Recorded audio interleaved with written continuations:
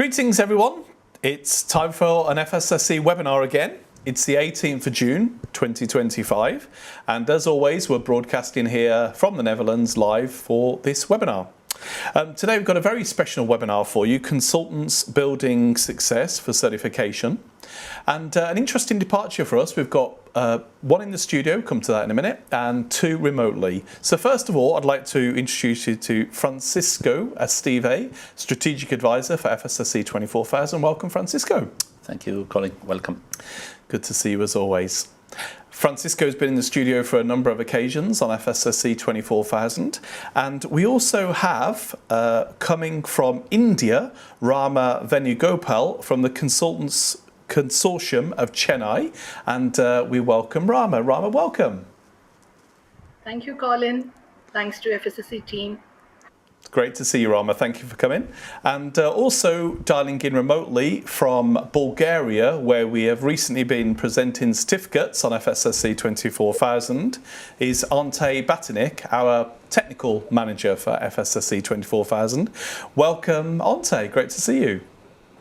Thank you very much, Colin. It's a pleasure to see you again, and we're looking forward for an interesting presentation. Brilliant, thank you. So first of all, let's get some practicalities dealt with.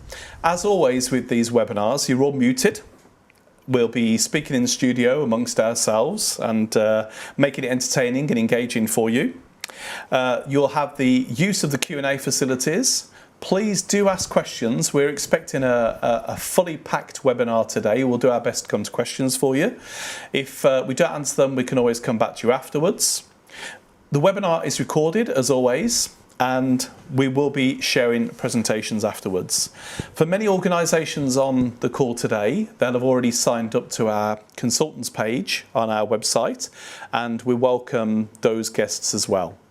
In terms of the objective for today, it's really to help organisations who have now committed to FSSC 24000 to really think about what they need to do in order to get themselves certified and implement the management system. And for consultants who are a life force in helping organisations to equip those consultants with more information about the scheme. As we've spent the last 12 months in particular promoting the scheme around the world, one of the big questions we've really had is, what do I do about getting a consultant? So we hope today helps address that issue as well. In terms of FSSC, for many of you on the call today, you'll be familiar already with FSSC, but in reality, we have two big schemes, FSSC 22000 and FSSC 24000. We'll come to that a little bit more in a moment. And these schemes are supported, as you can see in front of you now, by our robust governance structure, which are both of those schemes underpinned by advisory committees. And today's focus is for organisations that are looking to implement or practice their careers around FSSC 24000. And finally, before we start with Francisco's presentation, looking at the brand identity model, we call it in FSSC, basically what is FSSC in a nutshell. Our objective is to create a better world, particularly around food safety and social management systems, by providing trust and impact, and that's how our schemes are constructed. Using our main schemes, FSSC 22000 and FSSC 24000, and support organisations through capacity building and our digital solutions offer. Today is a great example, if you like, of capacity building, because it's aimed at organisations who wish to understand more about FSSC 24000 as a consultant or as an organisation implementing. And with that, we're going to hand straight over to Francisco, who's going to tell us more about FSSC 24000 and why it's a unique solution for organisations. Welcome, Francisco. Over to you. Thank you. Thank you, Colin. So, hello, everybody. So, before starting, I would like to mention the fact that we have a mixed audience. We have customers that are interested on the standard, and we have consultants. So, some of the slides are oriented for the ones, or for the others, or for both of them. So, let's start by discussing why this is a unique scheme, why you need to invest in 24000. And this is for this mixed audience for customer consultants. So what makes FSSC 24000 unique and why to invest in it, either deploying it or learning it and helping customers to deploy it. So FSSC has as a uniqueness is being an ISO-like standard that is proposing the implementation of a management system. While most standards out there, what they do, in fact, is just to propose a checklist for an audit. Here, to get certified on 24000, you need to continuously run a management system that is checking day in, day out what are the risks and what are the activities that you do, and how to manage those risks that relate to social, on the social area related to this management system. So why this is beneficial for you? So you have on the screen what we think this is beneficial. So having a robust management system will make that you will continuously meet requirements. So if you have a non-announced audit, this is not an issue. You can do that at any time. You will be continuously reviewing your risk, and you will be knowing how to manage those risks. You will know what are the process that you need to execute if you have an unexpected risk materializing. And ISO forces you to do that on a company-wide way. It's not like deploying a technical standard that is just touching a few number of people. ISO requires, and 24000 requires, that you do communication, that you do training, and that everybody is involved into those topics. So at the end, you will have a long-term sustainable management system involving your operations, involving your supply chain, involving your whole company, and those activities, they will be run day in, day out. On top, by the activities of the management system, you will automatically generate data, you will generate reports that can be used for your reporting needs. And reporting needs is something that is becoming very important, in particular in the European Union with CSRD, and now in many other countries like in China and in India. Rama will talk about that, and many, many other locations. It's virtually not a couple of months without having a new country coming with a law about dual reporting, so reporting of finance and non-finance activities of the company. Lastly, that will reduce your exposure to social issues because you will be preparing for them, and while you are managing those risks, you will also do activities that will reduce the risk. And the last thing that is a very important one is that you will comply by having this management system in place and managing your risk with the requirements of all the new laws on sustainability. All new laws on sustainability require exactly that you manage risk and you put a management system that is on a continuous improvement mode. So at the end, you are generating trust and you are doing what is right. And doing what is right is important. Here we see 8 sustainable development goals that are impacted by FSSC 24000.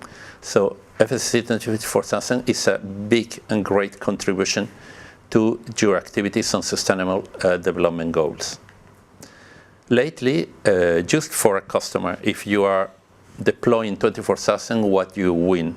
And in fact, we believe that that will touch many of your constituencies. It will touch your employees that will identify with the company. Oh, my company is doing what is right. I'm proud of working for this company that is taking care on the social side, is taking care of our contracts, is taking care of conditions of work, is taking care of living wages, is taking care of what we do inside the company. It's also for your providers, so you will be totally transparent and be able to show that you are reducing your risk and you are not at risk for your providers.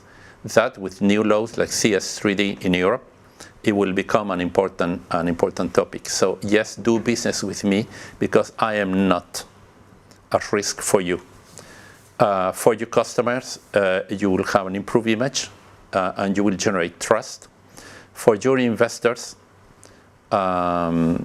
you will increase the goodwill of your company. Your company by having more trust, by being transparent, and by giving the image that you are doing what is right, will automatically increase the goodwill.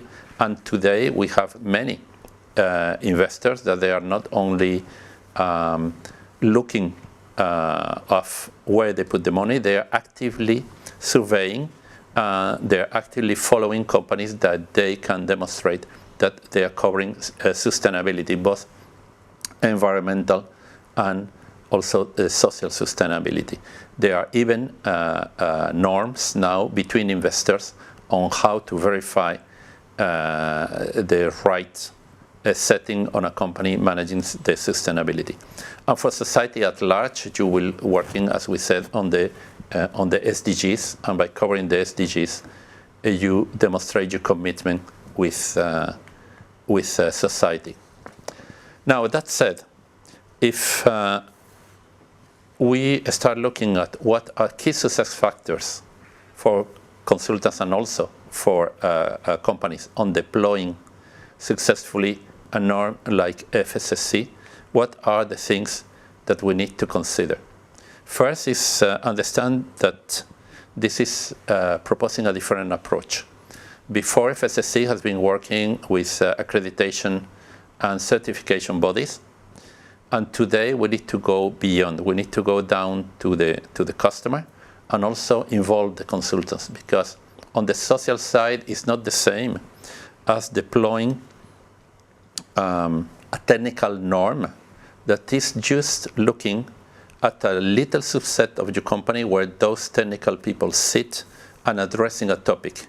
Social topics, and we will see after, they are transversal, they have many stakeholders, and this is affecting the whole company. So the whole company, the customer, this is about people, they need to help us on providing feedback and establishing a conversation, not only between the customer and the consultant, as normally happens, but also both of those groups of people with us to increase, improve, ensure that we are covering the requirements of society. And we do also across our board of advisors that they have long years on looking at what society is asking, the evolution of law, the evolution of ethics, the evolution of society.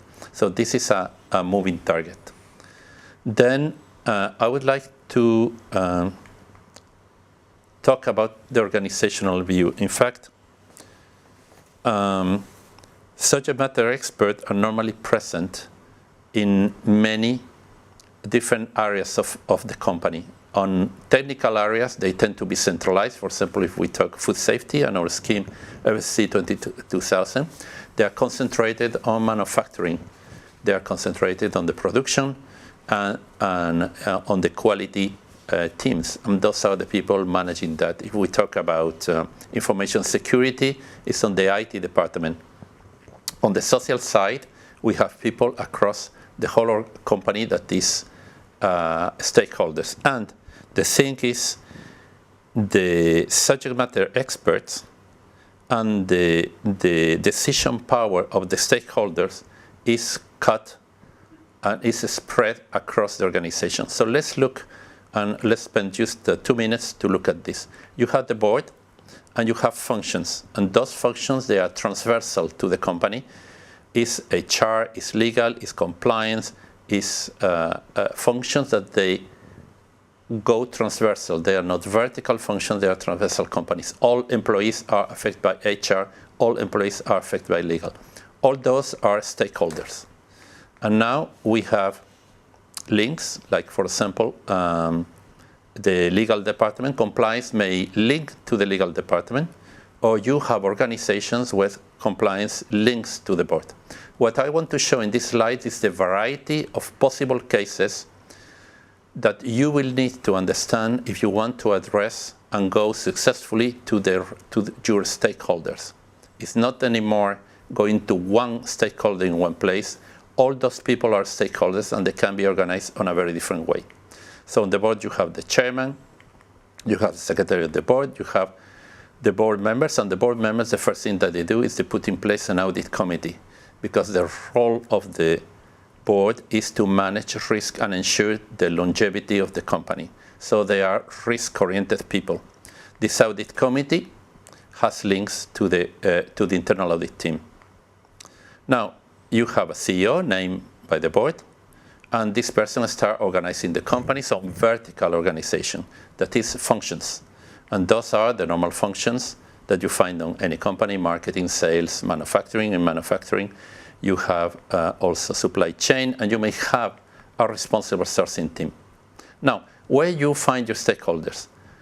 Most of those people there are stakeholders, the vertical people, and then you may have a sustainability committee on the board. That is a good sign. That means this company is really taking care or concerned about sustainability, but maybe not.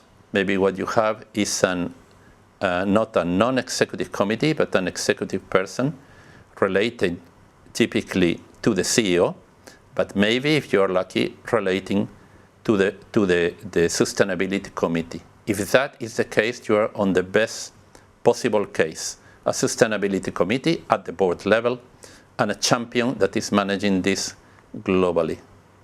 And then you can have a sustainability team here, or you can have it here, or you can have it here, or you can have it there. Or it can be a cross-function. So there are many possibilities, and you need to understand and observe those, because it's not the same to have a sustainability function across the company, or to have a sustainability team directing to the CEO and link it directly with, therefore, more power to the CEO, than to have a sustainability team that is buried maybe into responsible sourcing or buried into the manufacturing company. Those give indication of how important environmental and social sustainability are for the company, depending on how the company is organized and where they are. And you need to understand that the decision power about doing something on sustainability is split between all those people. So finally, I would like to talk about 5 key success factors that impact the success of deploying something like FSSC 24000. The first one is a skill. You need to have 2 different sets of skills. You need to have subject matter experts on social sustainability, and those you can find them normally into the HR team, the legal team, the compliance team, or on a sustainability team if that exists. This may be the case, or it may not be the case, but this is the places where you need to find the people that understand, for example, HR, understand conditions of work and conditions of employment, compliance, understand about business ethics, and so on. The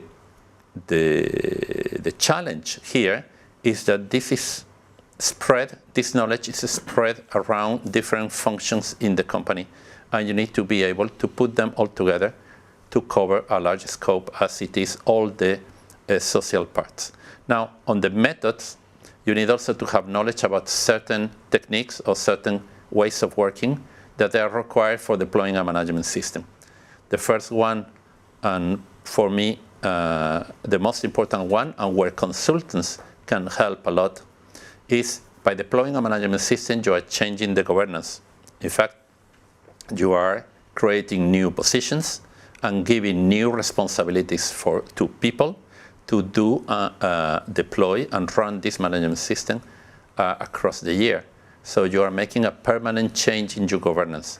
And that, we all know that in companies that can be conflictual because of politics, because of interests, etc. So that is one topic that should not be underestimated and that will need the attention. And consultants, as an external person, can help on having that done on a proper way. And very lightly, the other points, that is conducting risk assessment.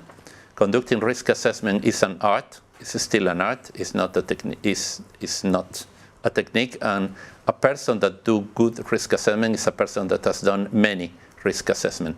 Consultants can come supplying this knowledge that you may not have inside, or you may have inside. The next one is selecting the right KPIs. If you are managing risk and you need to set objectives and decide when I will consider that this risk is well managed. So for that you need to set values, you need to set KPIs, and you need to set criteria to decide when this is well done. And there also consultants can help a lot. And the last one is satisfying your reporting needs. So the management system, by running itself, it will generate data, and this data is organized and collected on a smart way, is giving you already a lot of what you need to do your reporting.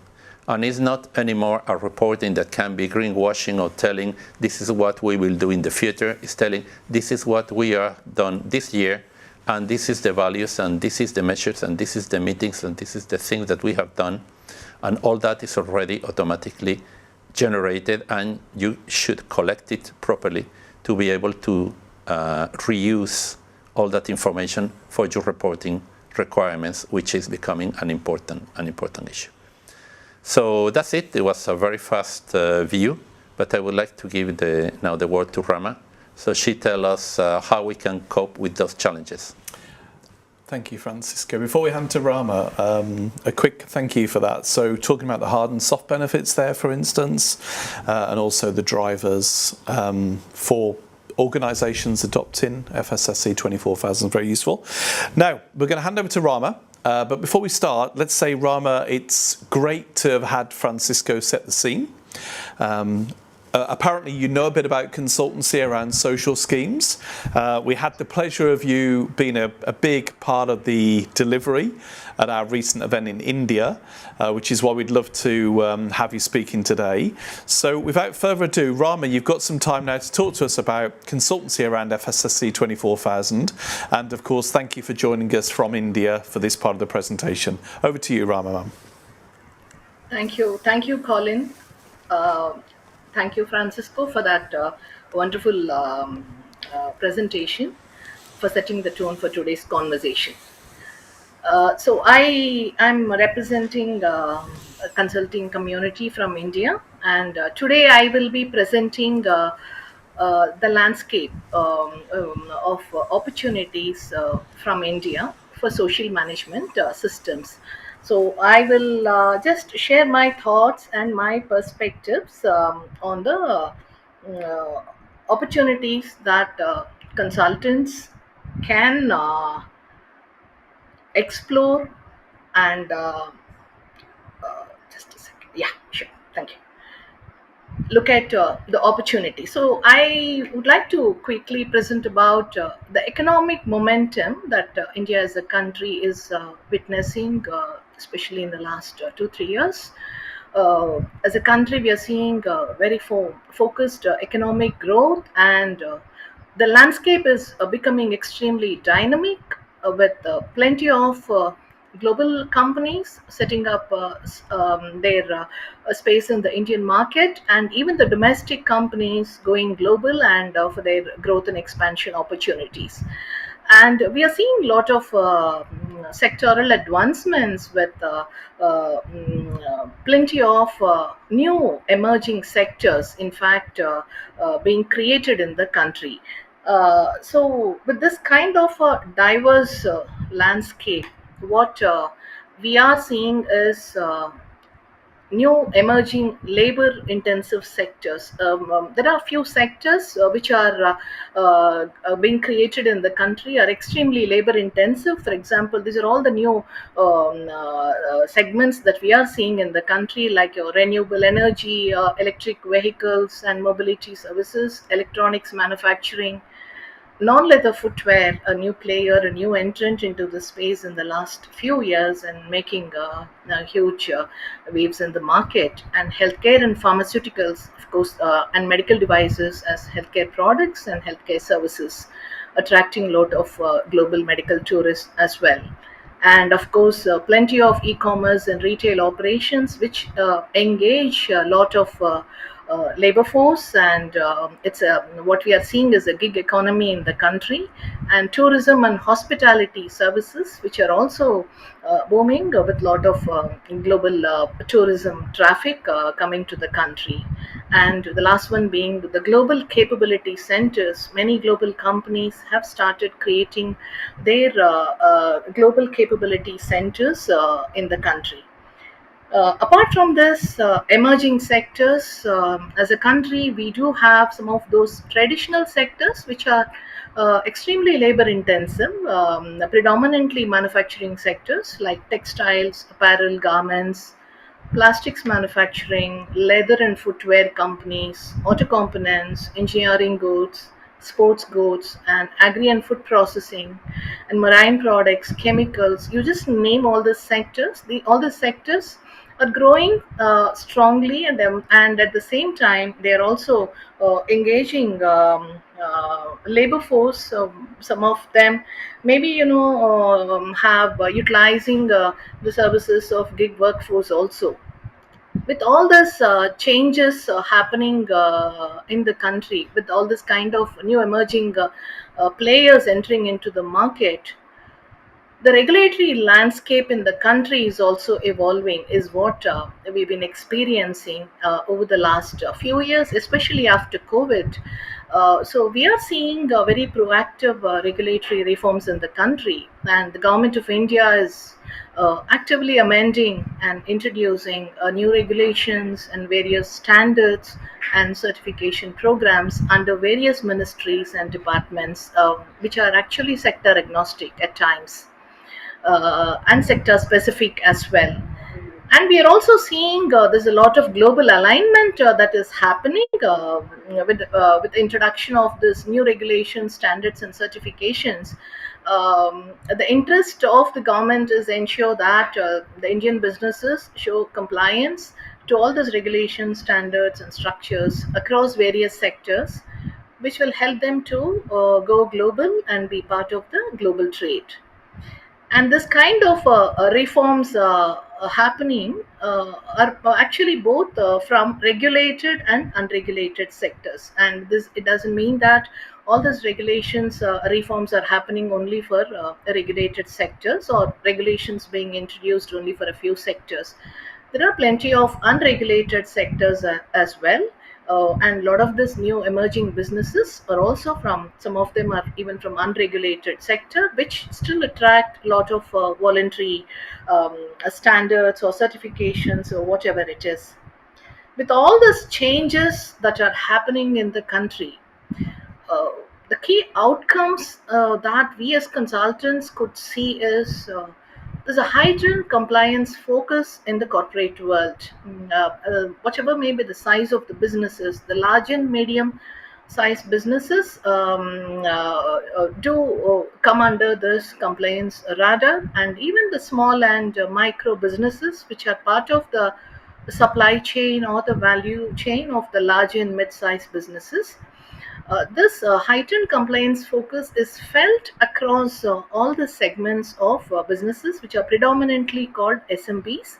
And as I was mentioning earlier, a lot of these changes are evident and witnessed, especially after this recent pandemic and after COVID. And we have also seen serious steps taken by the Government of India, our Ministry of Labour, in the year 2020 to amend our labour laws, modernizing our labour laws, and kind of dismantling the many old structures and strengthening the same to bring an alignment with the global structures. The intent here is actually to simplify the labor laws, to make them labor friendly, workforce friendly, and enhancing the working conditions by coming out with some specific occupational health and safety specifications, and to also to improve the social security. As I was mentioning, as a country, we are experiencing a gig economy, and a lot of gig workforce is also part of the system now. And the new improved focus on social security, new labor laws are trying to address the gig workforce. So these labor codes which are introduced are applicable for all organized as well as unorganized sector as well. At the same time, with this kind of regulatory additional requirements, compliances, and all that, what we are also experiencing is a transparent digital systems or structures or the platforms that are created by various governments and ministries in the country to make this process of operating all this labor laws or compliances through digital structures, and through which the reporting and everything becomes easy for all the industry players, or even for the workers who are under coverage for a lot of their social security benefits. So today we do have real good digital platforms where the workforce can actually kind of have access to all their social security benefits through the digital platforms introduced by the government. So with all these changes that are happening, as I said from the previously, as I was mentioning, with this heightened improved focus on the compliances, what is emerging very clearly is the business reporting or the corporate reporting requirements for the businesses.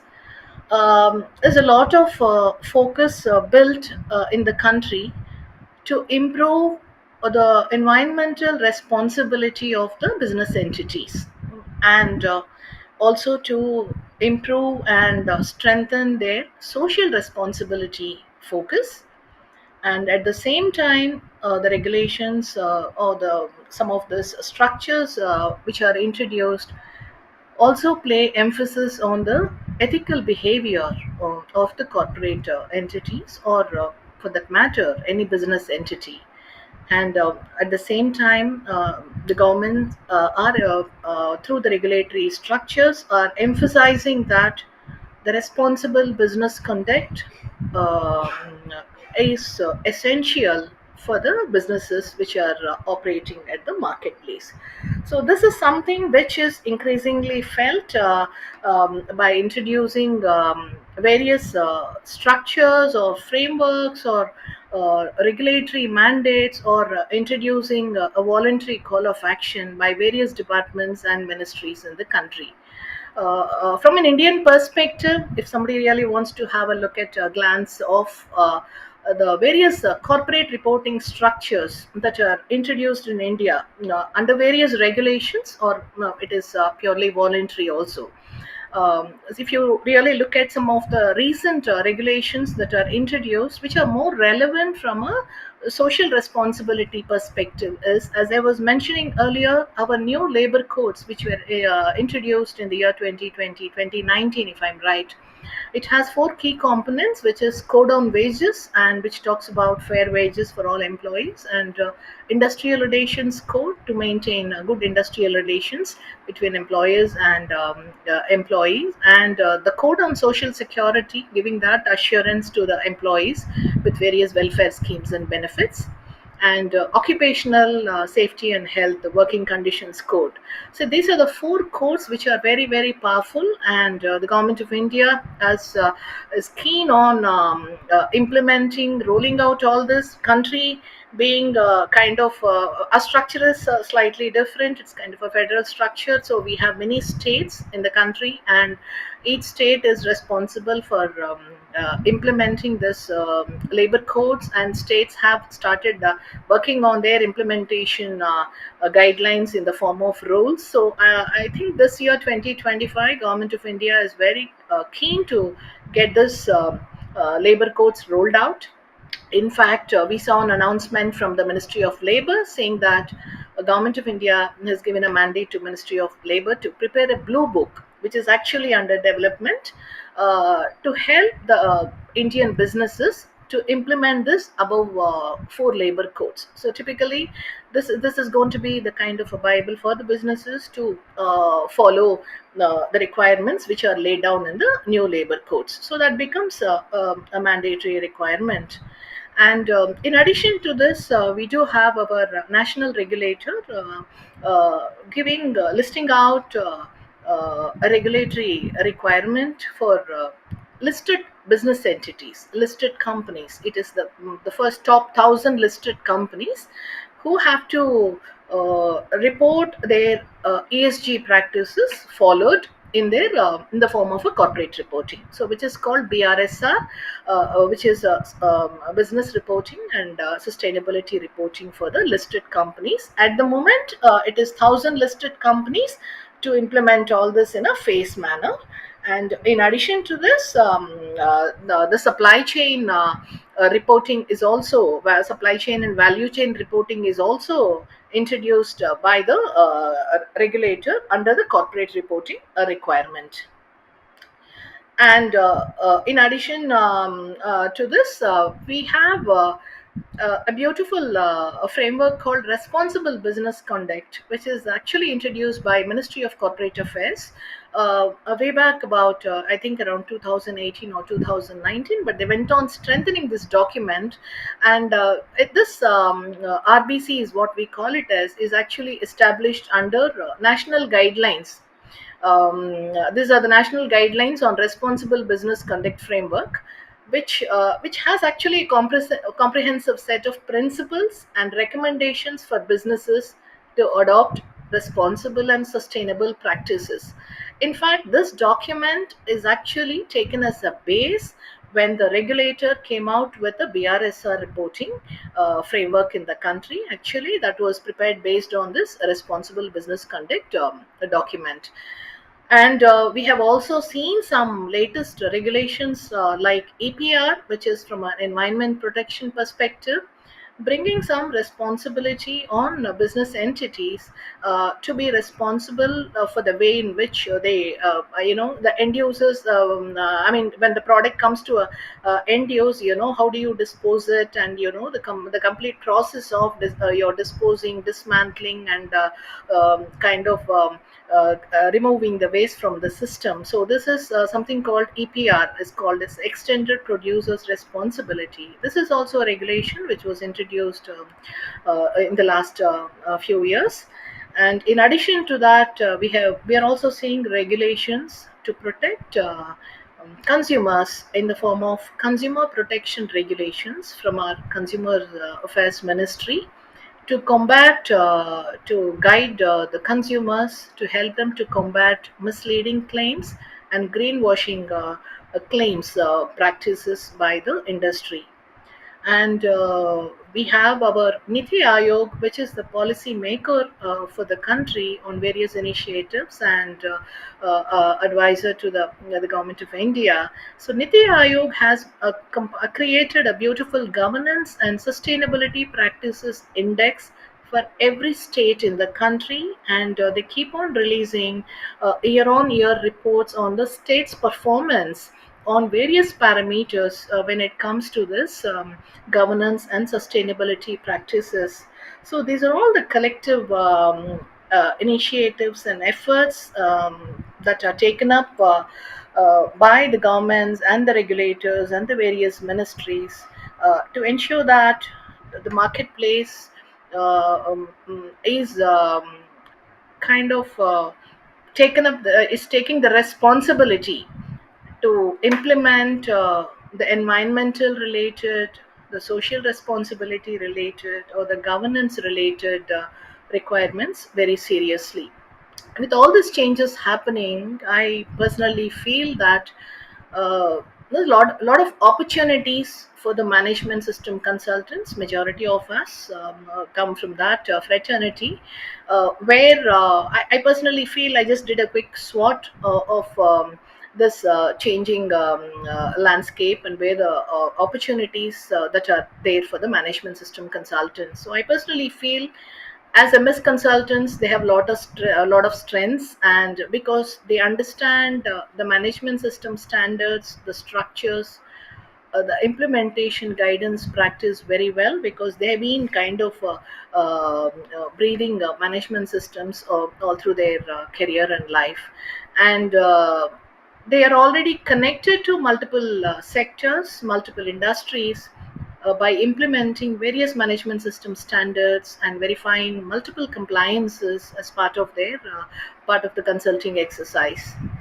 And I'm sure majority of them have been familiar with social accountability or a social responsibility, environmental governance audits, which even otherwise have specific standards or have mentioned in various standards. So they're familiar with all these things and how to look at all those, how to audit, and how to kind of support the businesses. And many of the management system consultants, because most of the industries and sectors are under regulations, they do have a clear understanding of various regulations that are prevailing across various sectors. At the same time, we do have our own weaknesses. Like sometimes some of us we lack the deep connect with the regulations. But the management systems, the standards focus is slightly different. The emphasis, though it is there on compliances and regulations, the deep connect and depth is missing when it comes to whether it is consultants or assurance teams. This is what we have experienced. And lack of connect with the corporate reporting structures which are mandated in the country for various business reporting purposes. Because generally a corporate reporting structure in a country covers multiple compliances related to people, profit, and planet practices. The ISG origin foundation is actually came from this triple P. The corporate reporting side of it, understanding the annual reports published by businesses, the requirements is very, very essential for non-financial system reporting also. Because unless somebody understands that financial system reporting, the requirements, and then bringing an alignment in the form of non-financial systems, it makes a corporate report actually very strong. So that upskilling focus is very, very critical, and to understand this business compliances regulations and the recent global trade mandates under export import programs from the global economy. This is something which the consultants, as all of us, have to really focus on, plugging those weaknesses.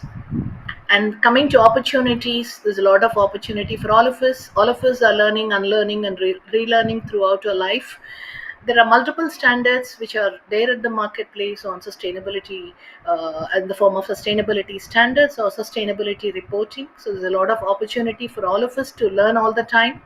And with multiple regulatory and voluntary codes that are introduced in the global markets, so it is very, very critical that, as consultants, we all have to focus on all this.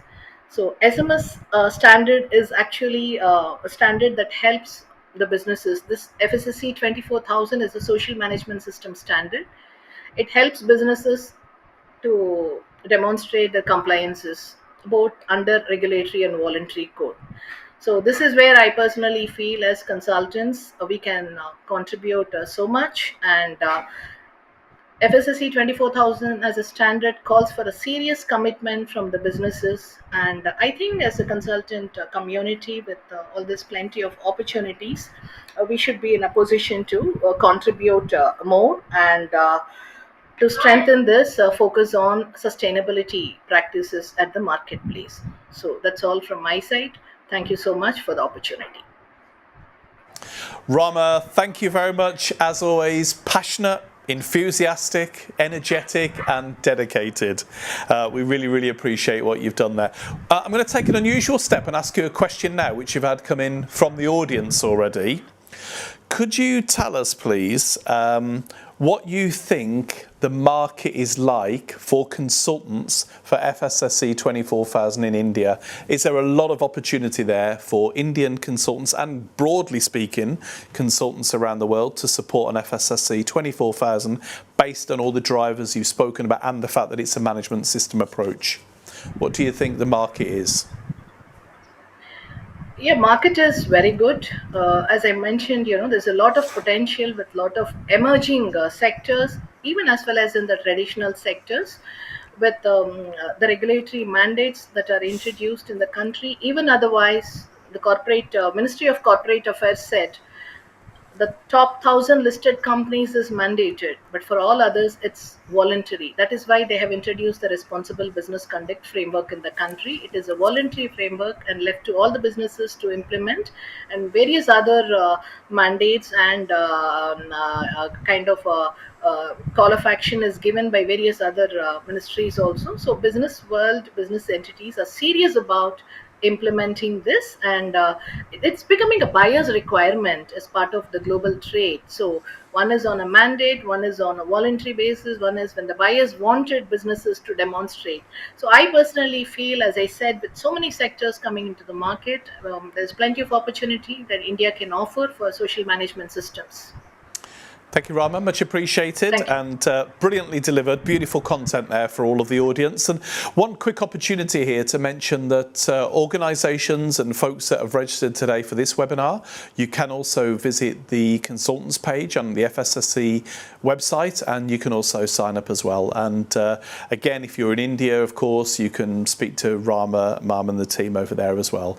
And good luck to you all as you support organisations to be certified as they implement their FSSC 24000. Now, we're going to turn now to Ante, the technical manager for FSSC 24000, who's got a few words to say on the role of the consultant in FSSC 24000.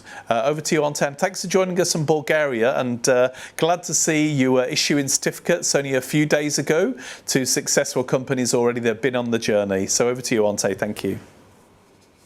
Thank you very much, Colin. Thank you, Rama, for your truly inspiring and insightful presentation.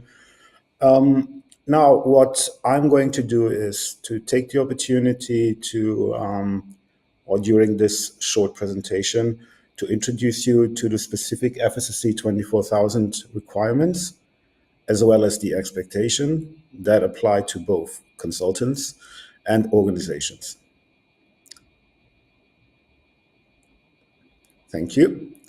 So in this overview, right-hand side, the table, it shows the breakdown of responsibilities between the contributing services provided by a consultant and the mandatory processes that the organizations must comply with in relation to FSSC 24000 certification. So we distinguish between the education and contribution provided by the consultants and the responsibility to implement, monitor, and improve the social management system, which is done by the organization. As can be clearly seen in this table, a distinction is made between the contribution and the requirements toward an organization that is responsible for the implementation of a social management system, its continuous monitoring, and of course, the improvement. You see, the consultancy activity starts before the actual implementation of the social management system.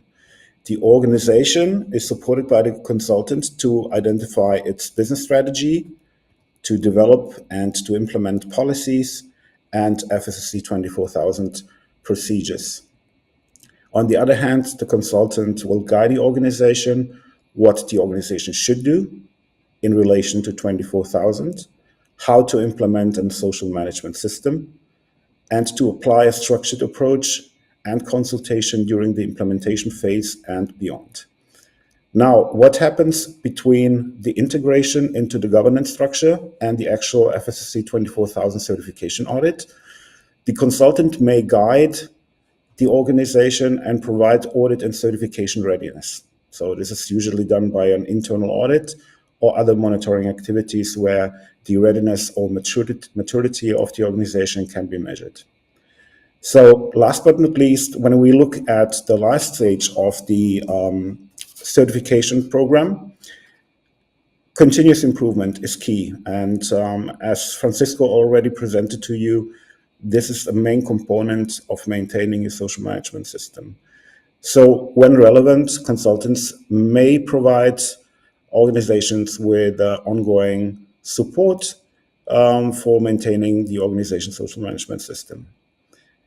If you take a look at the left-hand side of the presentation, there is a clear requirement in the 24,000 scheme that the organizations shall develop, implement, and maintain all relevant audit requirements for FSSC 24,000 certification, meaning that the consultant may guide, support, or recommend, but ultimately it's the responsibility of the organization to maintain its social management system. Next slide, please. Of course, there are additional requirements that apply in relation to the 24,000 certification. So, as I said in the first slide, the organizations are solely responsible for the effective implementation. Secondly, consultants can participate in 24,000 audits. So usually they observe the auditing process, but are not permitted to intervene or influence the audit process in any form. So basically, the presence of a consultant will be recorded by the lead auditor conducting the audit, and will be also included in any other audit documentation, such as audit plan and audit report. Thirdly, consultants are not authorized to sign or approve decisions, resolutions, any document that is constituted as part of the social management system on behalf of the organization. Next one, please. So the organization is responsible for complying with these deadlines, for submitting corrective actions and other communication requirements between the organization and the foundation. So it is not allowed that a delay in the submission of the corrective action plan because the consultant may not be available during certain timelines. So it's responsibility to comply with these deadlines.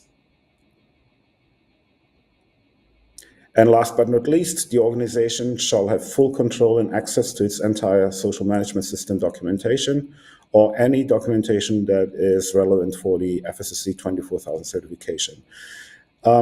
This can be an issue because we know also that consultants, they have a contract, of course, with the organization, but they maintain and keep the documents with them, which is not allowed because the organization is the owner of the social management system, and as such, they have to have access at all times. Next slide, please. So, what are the consultants' roles and responsibilities if we take a look at FSSC 24,000 and the relevant activities in supporting organizations with the implementation of the social management systems? First, expertise and experience. Obviously, consultants can provide best practices in human and labor rights, as well as labor practices in general, and community relations. Also, consultants can provide sector-specific insights, helping the organizations to tailor the social management system to the organization's industry and context. Secondly, objective evaluation. Usually, consultants provide external perspective to identify gaps in current practices or in current systems that the organization is applying. Also, consultants may perform risk assessments and identify opportunities and benchmark against industry standards or expectations. Thirdly, support in planning and development. What does it mean? Consultants can help to define clear social sustainability objectives and produce KPIs. We already seen a possible approach during Francisco's presentation where KPIs can be a key instrument to identify the performance of an organization. Furthermore, the support in the development of social policies, 24,000 relevant procedures, and the implementation into its existing governance structure to align the social management system with the organization's broader sustainability strategy. 4, training capacity building is critical in the implementation of social management system and to raise the awareness and understanding of the expectations. So usually consultants can provide training sessions for the entire staff, for every worker, for the managers, even also for supply chains. They can create workshops and even train internal auditors. Usually, they build internal capacity to manage and sustain the social management system and to promote a culture of social sustainability. 5, yes, facilitating stakeholder engagement and social dialogue is very important. Usually, consultants can provide communication plans to suppliers, any business that is linked to the organization's operation, and can assist in data collection and reporting system. 6, help to set up monitoring, evaluation frameworks, or conduct even internal audits or assessments. And they can recommend corrective actions and improvements. However, as I mentioned, it is a responsibility of the organization to provide a response within the specified deadlines. Next. So this concludes my very short presentation, but I hope it was a little bit insightful, and I'm looking forward for your questions. Thank you very much. Thank you, Ante. Coming back here to the studio. We've got no more than 5 minutes left of the webinar today. So what we're going to do is we're going to focus on a couple of questions that have been coming through already. Before I turn to the questions, very quickly, I'd like to again thank Ante, you for your contribution today as our technical manager at FSSC. Rama as well in Chennai there. Thank you very much as always. Always a pleasure to see you and see you both. And here in the studio, Francisco Esteve, our strategic advisor as well. So thank you all collectively. And now let's take a last couple of questions before we wrap up today. And the first question is, somebody has asked us, they said, we have already got social systems covered. We've already got a system in place. And why should we choose FSSC 24000? And I think on that one, I'd like to turn to you, Francisco, to answer that question. They've already got something. Why do they need FSSC 24000? Okay, well, that depends on what they have in place. A lot of people, they have their own internal social audit plan. They have their own internal policies and measures, but some of those, they are not covering the requirements of law. New laws are coming that are requiring that you manage your risk on a continuous way, that you put in place an operational system that is evaluating those risks and tries to reduce the likelihood, reduce the impact, see how to respond in the case that one of those risks materialize, and you do that on a continuous way, and you put in place a continuous improvement. So it's basically to manage by risk, put a continuous improvement. If you are doing that already, maybe you are doing all what you need to do. Now, are you doing that on a consistent and continuous way? The benefit of ISO norms is that they propose a very robust management system. So that can be an improvement on quality. If you are not doing that, very soon you will not be complying with law, and you will have to do it one way or another. Thank you, Francisco. You can see me here looking at my screen. We've got other questions coming in. We're not going to have time for all of them. One of the questions that came in for Ante when he was speaking is actually about qualification to be an auditor for FSSC 24000. So Ante, could you tell us please how one would become an auditor for FSSC 24000? Thank you.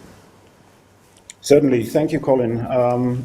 Basically there are 3 components that should be met when it comes to the qualification of FSSC 24000 auditors. The first one would be all applicant auditors must meet the AFSCA requirements, meaning that when we talk about lead auditor competency, then this person should be at least CSCA, or in case the person is only ASCA, then in this case it can be qualified as a co-auditor. Secondly, of course, there must be an evidence that the ISO experience is given or demonstrated. So that means at least a 40-hour ISO-based management course should be completed. And last but not least, the 2 modules, FSSC 24000 modules provided by the foundation should be successfully completed. So this sums up the competency criteria for FSSC 24000 auditors. Thank you, Ante. Much appreciated. So basically what we've been looking at today is an ecosystem around FSSC 24000. So organisations that are of the understanding they need to have a management system to address regulatory drivers. We've got consultants that are coming into the marketplace to make sure they can help organisations to implement their systems, obviously with caveats from a scheme perspective. And we have auditors that then go out and do the assessment work. So thank you very much. We've been permissioned to go over a couple more minutes because we have got a lot of questions. So let me ask another question here. Francisco, I'm going to turn to you for this question, if I may. It says here, one of our audience have said, is dual reporting a fashion or a hard trend, and is it here to stay? Hopefully you understand the question. So reporting, hard trend. Yeah, dual reporting. Dual reporting is the need of reporting not only on finance, but on the non-finance part, that is basically environmental and social. And this is clearly a hard trend and is here to stay. All what Rama has told us today, that is extremely interesting about what is happening in India, can be basically translated to any country sooner or later. Some countries they are more advanced. It's the case of India, but it's also there is a similar laws in China, in Thailand, just to name Asia, and in particular in Europe with the European Union and upcoming laws like GDPR. So in 2, 3, 4 years from now, you will have to move from just doing audits and going on checklist to put in place a management system managed by risk and do that on a continuous way.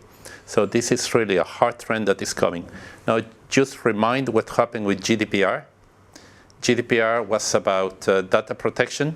It started as an European directive, and now it's a de facto standard worldwide. I foresee that the same thing is going to happen. Thank you. Thank you, Francisco. We're going to ask one more question, then we're going to finish. Before we do finish, we've spoken a lot about India today. Of course, it's a global scheme, but India is a very interesting market because of the size and the energy and drive. And of course, we do have also Smita in our FSSC team on the ground that would love to speak to you. And of course, Rama's there for consultants if you'd like to approach.